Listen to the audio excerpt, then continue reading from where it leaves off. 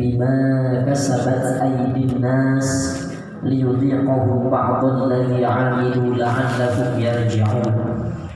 Wa qala Allah ta'ala alif lam mim ahasiban nas ayutraku an yaqulu amanna wa hum la yuftanun. Shadaqallahul azim. Ada pemada. Yang saya muliakan pimpinan BRI Kancah Ciledug beserta para staf dan karyawan. Maaf ya pemada. Yang mudah-mudahan hadirnya kita dalam majelis rutinan di hari Jumat ini dapat mendatangkan keridhaan Allah Subhanahu wa taala. Karena hari Jumat itu dalam beberapa hadis-hadis yang sahih, hari Jumat itu dikenal dengan Sayyidul Ayyam, sebaik-baiknya hari. Bahkan dia lebih mulia daripada Idul Fitri dan Idul Adha. Jadi dalam hadis-hadis yang sahih bahwa hari Jumat itu adalah hari yang sangat mulia, yang dikenal dengan Sayyidul Ayyam, sebaik-baiknya hari. Ada 5 peristiwa yang penting pada hari Jumat itu. Di antaranya adalah yang pertama, Allah menurunkan Nabi Allah Adam ke muka bumi. Yang kedua, Allah mewafatkan Nabi Adam. Allah menerima taubatnya Nabi Adam. Kemudian pada hari Jumat itu pula setiap doa-doa akan dikabulkan oleh Allah. Terlebih kalau yang laki-laki khutbah Jumat itu, sholat Jumat ketika khatib duduk di antara 2 khutbah, itulah waktu doa yang paling mustajab, itu di antaranya. Jadi pada hari Jumat itu semua doa itu lebih cepat dikabulkan daripada hari-hari biasanya, dan dia lebih mulia dibandingkan daripada Idul Fitri dan Idul Adha. Bapak Ibu yang dimuliakan oleh Allah, akhir-akhir ini negara kita sering, bahkan cenderung carut-marut. Dari mulai bencana alam, kemudian disusul dengan kecelakaan transportasi, terakhir adalah wabah penyakit yang menyebar di negara kita. Pertanyaannya, apakah penyakit yang menyebar di negara kita ini sebagai sebuah ujian atau sebagai sebuah teguran? Merujuk pada sebuah ayat, وَلَنَبْلُوَنَّكُمْ بِشَيْءٍ مِنَ الْخَوْفِ وَالْجُوعِ وَنَقْصٍ مِنَ الْأَمْوَالِ وَالْأَنْفُسِ وَالثَّمَرَاتِ وَبَشِّرِ الصَّابِرِينَ الَّذِينَ إِذَا أَصَابَتْهُمْ مُصِيبَةٌ قَالُوا إِنَّا لِلَّهِ وَإِنَّا إِلَيْهِ رَاجِعُونَ. Pertama, dari kata definisi musibah. Musibah itu kata Imam Radib As-Safahani, beliau mendefinisikan bahwa musibah itu bermakna ar-ramyah, yang artinya lemparan.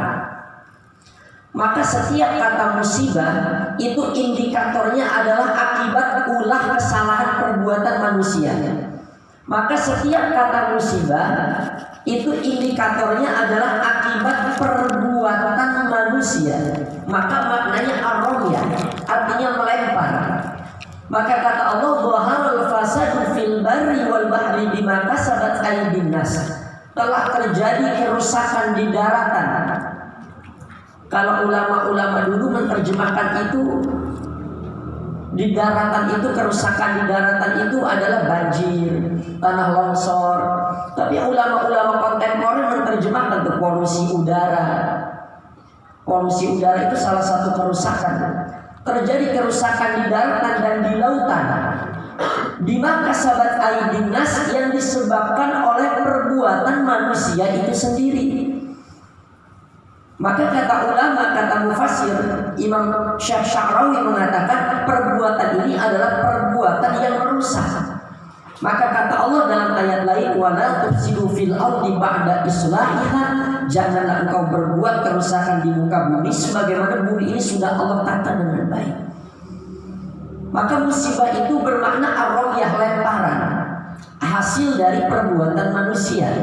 Untuk apa? Liyudhiqahum ba'dalladzi 'amilu la'allahum yarji'un, agar manusia merasakan atas apa yang dia perbuat, dan yang kedua adalah agar manusia itu kembali pada jalan yang benar.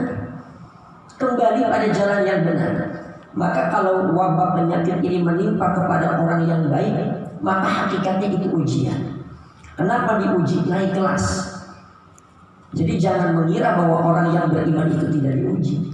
Semakin rajin kita baca Al-Quran, semakin rajin kita sholat, semakin benar kita kerja, itu kadang fitnahnya malah makin banyak.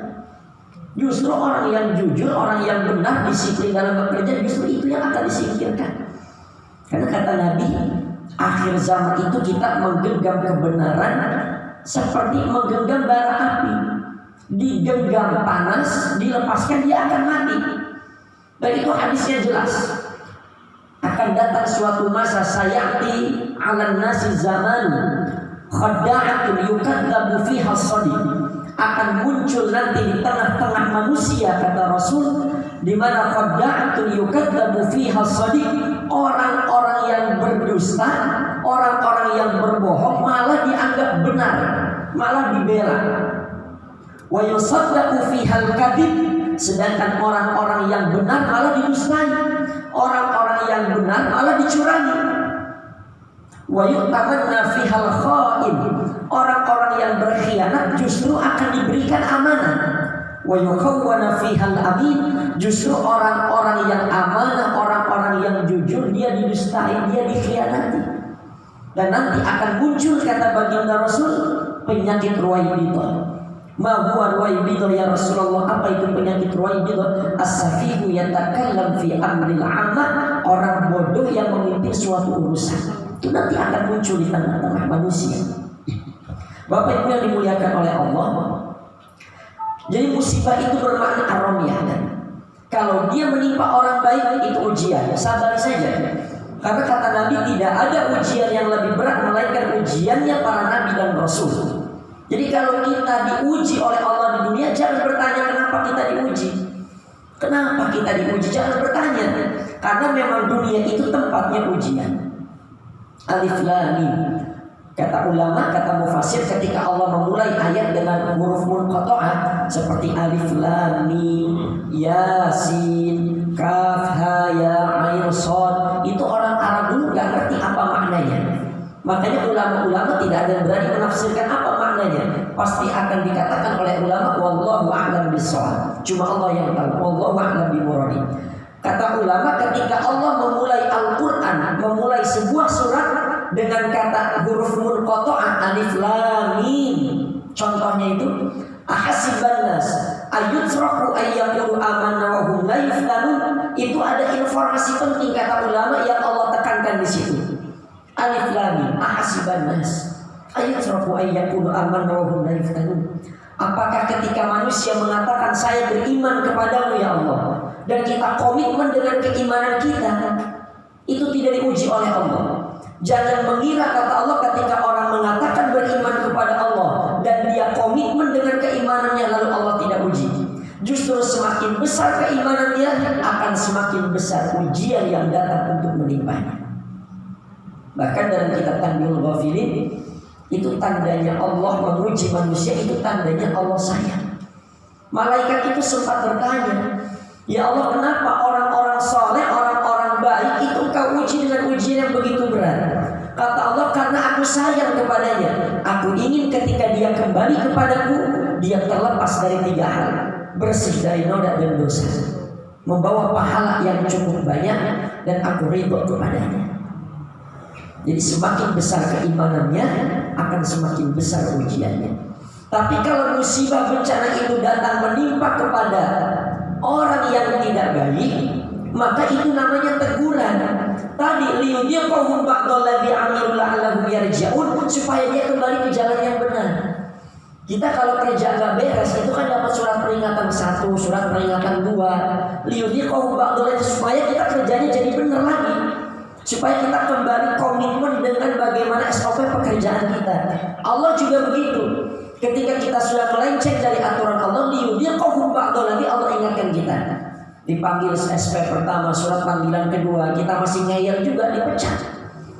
Begitupun ketika kita Allah peringatkan dengan wabah penyakit yang merambah ke beberapa negara. Kalau dengan adanya penyakit ini tidak menambah kedekatan kita kepada Allah, nanti Allah akan mendatangkan azab. Meskipun kata ulama, azab itu cenderung ayat-ayat tentang azab itu datang untuk di akhirat nanti sebagai sebuah siksaan. Tapi ada beberapa negara yang sudah Allah adab, beberapa kaum yang Allah turunkan adab kepadanya karena kedurhakaannya kepada kaumnya Nabi Nuh. Salah satunya kepada kaumnya Nabi Nuh dengan banjir yang begitu besar. Tapi beda dengan umat Rasulullah. Dulu Rasulullah itu pernah ditanya oleh para sahabat, "Ya Rasulullah, adab itu tidak akan turun selama engkau masih hidup. Tapi bagaimana kalau engkau sudah meninggal dunia?" Rasulullah menjawab, adab Allah tidak akan turun yang pertama ketika aku masih hidup, dan yang kedua meskipun aku sudah tidak ada nanti, adab Allah tidak akan turun di tengah-tengah umatku selama di tengah-tengah mereka masih ada yang beristighfar kepada Allah. Wa makana Allahu liyu'adzibahum wa anta fihim wa makana Allahu mu'adzibahum wa hum yastaghfirun. Allah tidak akan mengadab suatu kaum kalau di tengah-tengah mereka masih ada yang istighfar kepada Allah. Wa man ahsanu qawlan mimman da'a ila Allah. Tidak ada orang-orang yang lebih baik melainkan orang-orang yang mengajak kita ke jalan Allah, mengajak kita untuk kumpul pada pengajian. Salah satunya dalam ayat tadi disebutkan yang terbaik itu adalah orang yang adzan, itu muadzin. Kita di Indonesia seringkali adzan itu main dorong-dorongan tuh, karena memang tidak ada gajinya. Kecuali hari Jumat itu ada kisaran 30 sampai 50 ribu tuh. Kadang yang itu yang khutbah, amplop yang khutbah ketukar sama yang adzan tuh. Itu kisaran 30 sampai 50 ribu itu yang adzan tuh.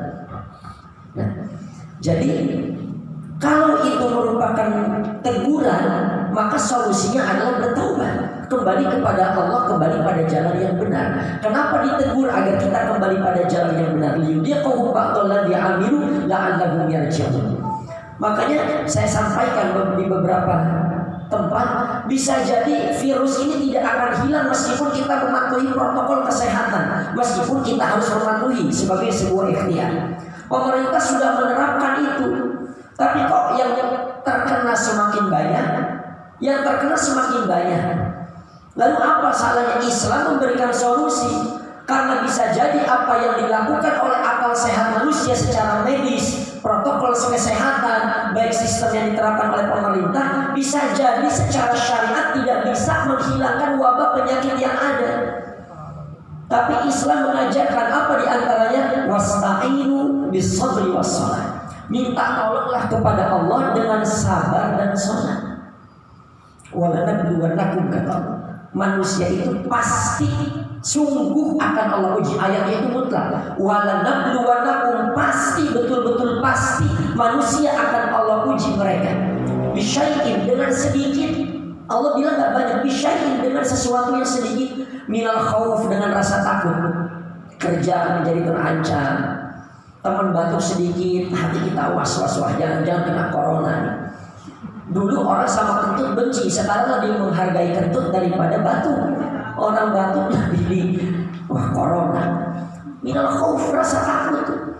Pulang kerja, pulang dari jalan langsung ganti baju, cuci tangan, cuci muka. Minal khauf. Wal ju', dengan kelaparan. Banyak orang kehilangan pekerjaannya, usahanya tutup. Jangankan untuk mengambil keuntungan saat lebaran, THR aja dicicil, gaji pun dicicil. Wal ju' dengan kelaparan.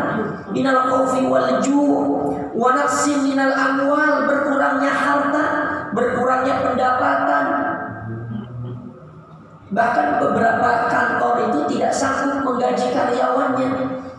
Wa naqsin minal amwal wal anfus wal thamarat wal anfus, kehilangan jiwa, sakit, kehilangan orang-orang yang dicintai, kecemasan jiwa. Wal anfus wal thamarat, kehilangan buah-buahan, gagal panen. Jadi wal thamarat ini kata ulama balaghah, ketika orang yang sudah bekerja dari beberapa bulan kemudian harusnya dia digaji tapi tidak digaji, sama indikasinya halnya seperti orang yang gagal panen. Jadi gagal panen maknanya di sini adalah orang yang sudah usaha peras keringat tapi tidak digaji atau haknya tidak dipenuhi, dan itu zalim. Makanya kata ulama, tanamu aynaka wal madlumun muntabihu yad'u 'alaika wa 'ainullahi an tanam. Kalau ada orang mendolimi manusia, kemudian orang yang didoliminya ini berdoa kepada Allah agar dia celaka, wa 'ainullahi lam tanam, maka Allah tidak akan pernah tidur dan Allah bersamanya. Maknanya apa? Allah mengabulkan doa orang yang dizalimi. Jadi hati-hati menzalimi orang itu. Minal anfusi wa thamarat wa basyirus sabirin. Tapi kata Allah, sampaikanlah berita gembira kepada orang yang bersabar. Apa ciri-ciri orang yang bersabar? Salah satunya alladzina idza asabatuhum musibah, kalau dia ditimpa musibah, qalu inna lillahi wa inna ilaihi raji'un. Dia mengucapkan sesungguhnya kita semua milik Allah dan akan kembali kepada Allah. Jadi musibah itu tadi lemparan. Meskipun kadang kita tidak berbuat kesalahan, tapi kita kena dampaknya. Kalau ada rekan kerja kita, beberapa orang melakukan kesalahan, kadang kita semua kena dampaknya. Kita semua yang kena teguran. Ada satu saja yang tidak disiplin atau melayani tidak dengan baik, itu yang dicap itu orang sekantornya. Sama halnya dengan ketika manusia itu ditimpa musibah, wabah penyakit, ini kan akibat orang-orang yang tidak taat dengan aturan-aturan Allah. Kita semua kena dampaknya. Itu yang Allah katakan, wattaqu fitnatan la tusibanna alladziina dzalamu minkum khassah. Takutlah pada sebuah musibah kalau dia datang tidak hanya menimpa orang yang berbuatnya saja, tapi kita orang yang tidak berbuat kesalahan itu kita pun akan terkena dampaknya. Kita akan terkena dampaknya. Bagaimana supaya kita tidak terkena dampaknya? Wa tawassaw bil haqqi wa tawassaw bis sabr. Saling mengingatkan dalam kesabaran dan dalam kebenaran. Dalam kebenaran, dalam kesabaran. Wa tawassaw bil haqqi wa tawassaw bis sabr. Makanya dalam Islam ada amar ma'ruf nahi munkar, mengajak orang berbuat baik, mencegah orang lain berbuat kejahatan. Jadi kalau ada teman-teman kita yang berbuat kezaliman, yang berbuat maksiat, itu jangan dijauhi itu. Itu justru yang harus kita rangkul, kita dekati. Karena berapa banyak orang yang awalnya saleh, di akhir hayatnya dia berbuat maksiat, harus masuk neraka. Salah satunya sahabat Rasul yang namanya Abdullah bin Muljam. Ini Abdullah bin Muljam ini sahabat Nabi, hidup bersama Nabi. Tapi ketika peristiwa tahkim dia tidak setuju dengan pendapat Sayyidina Ali karramallahu wajhah. Dia beli pedang, dia racuni pedang itu. Dia bubuhkan racun dengan racun yang dia beli dengan harga yang cukup mahal. Ketika Sayyidina Ali sholat subuh, ditikam, ditebas lehernya sehingga meninggal. Itu Abdullah bin Muljam, sahabat Nabi yang dijamin masuk surga karena tidak setuju dengan pendapat Sayyidina Ali. Diancam oleh Allah masuk neraka karena membunuh Sayyidina Ali karramallahu wajhah. Tapi berapa banyak juga orang-orang yang awalnya itu dia berbuat maksiat. Contohnya Umar bin Khattab, itu premannya orang kafir. Umar bin Khattab itu ketika dia ingin menemui Nabi untuk membunuhnya, tapi Allah berikan hidayah, Umar bin Khattab masuk Islam dan mati dalam keadaan mulia. Jadi kalau ada teman-teman kita yang masih melakukan kesalahan, di situ amar ma'ruf nahi munkar, mengajak untuk berbuat baik dan mencegah untuk berbuat kemungkaran. Karena kata Allah, takutlah pada sebuah bencana musibah kalau dia datang tidak menimpa orang yang berbuat kezaliman saja, tapi kita pun akan terkena dampaknya. Jadi wasta'inu bis-sabri was-salah, kita sabar. Tadi yang pertama dengan sabar dulu, sabar. Kata Allah, liyabluwakum ayyukum ahsanu amala. Kenapa kita diciptakan oleh Allah di muka bumi ini? Liyabluwakum ayyukum ahsanu amala. Allah ingin lihat siapa amalan yang terbaik di antara kita. Bicara ahsanu amala ini kualitas amal, bukan kuantitas. Kualitas amal, bukan kuantitas. Walaupun sedikit, yang penting berkualitas. Lebih bagus lagi banyak berkualitas. Jadi jangan tanya kenapa kita diuji, karena kata Allah, liyabluwakum ayyukum ahsanu amala, karena memang aku hendak menguji manusia siapa yang terbaik amalnya di antara mereka. Liyabluwakum ahsanu amala. Wa huwal azizul ghafur. Allah Maha Perkasa. Al-Ghafur, Allah Maha Pengampun. Makanya di akhir ayat sering kita menemukan innallaha huwal ghafurur rahim. Allah itu Maha Pengampun dan Maha Penyayang. Itu ayat-ayat tentang taubat tuh biasanya diakhiri dengan ayat innallaha huwal ghafurur rahim. Kita punya banyak salah, kita datang kepada Allah, Allah maafkan kita, Allah hapuskan dosa kita, dan Allah sayang kita. Kalau manusia kadang-kadang memaafkan tapi dengan syarat, kali ini Anda saya maafkan, tapi untuk kedepannya tidak. Tapi kalau Allah tidak, sudah orang itu datang minta maaf, Allah ampuni dosanya, plus Allah sayang dia. Makanya kita harus belajar dari Asmaul Husnanya Allah. Allah sering mengatakan innallaha ghaniyyun hamid. Allah itu kaya dan Allah itu terpuji. Orang kaya harus belajar dari situ. Kenapa? Karena Allah itu pun maha kaya dan Allah maha terpuji. Karena banyak orang kaya sifatnya tidak terpuji. Yang kedua kuncinya adalah sholat. Wasta'inu bis-sabri was-sholat. Sabar dan sholat. Maknanya apa antara sabar dengan sholat? Kata Allah, minta tolong dengan sabar dan sholat. Artinya ketika kita dihadapkan dengan sebuah bencana, tidak hanya bencana, musibah itu kan maknanya sesuatu yang kita benci. Sakit kepala itu kita nggak suka. Punya pikiran kita nggak suka, konflik sama teman kita nggak suka. Capek di pekerjaan itu pun merupakan sebagai sebuah musibah. Lelah itu musibah. Kata Allah, minta tolong dengan sabar dan sholat. Jangan sampai dengan datangnya bencana, dengan datangnya musibah, masalah di keluarga, masalah di rumah tangga, justru malah membuat kita jauh dari Allah. Solusi tidak akan datang. Allah tidak meminta kita untuk mencari solusi, tapi Allah memerintahkan kita di antara sabar dan sholat sambil berikhtiar. Boleh kita memikirkan solusi sebagai sebuah ikhtiar, tapi terkadang solusi yang kita pikirkan itu kita tidak gunakan. Justru Allah yang akan memberikan solusi-solusi yang terbaik di luar batas nalar kemampuan manusia. Maka kata Allah, inna ma'al usri yusra, inna ma'al usri yusra. Itu kata al-usri dalam bahasa Arab itu namanya isim ma'rifat. Yusra itu namanya isim nakirah. Al-usri itu ma'rifat, diulangi 2 kali al-usri, di ayat berikutnya al-usri lagi.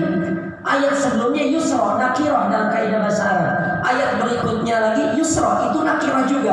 Ketika ma'rifat dengan ma'rifat, nakirah dengan nakirah, Allah ingin katakan bahwasanya setiap satu bencana, setiap satu permasalahan yang Allah datangkan kepada kita, Allah akan bukakan 2 pintu kemudahan.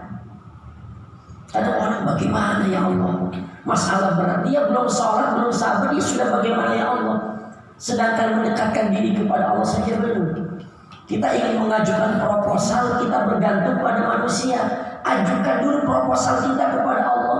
Ya Allah, saya ingin ajukan proposal saya. Sebelum saya mengajukan kepada pimpinan saya, semoga engkau menerima proposal saya. Ajukan dulu proposal itu kepada Allah. Nanti Allah yang ngasih jalan. Meskipun Allah itu terkadang memberikan sesuatu di luar batas kenyamanan kita.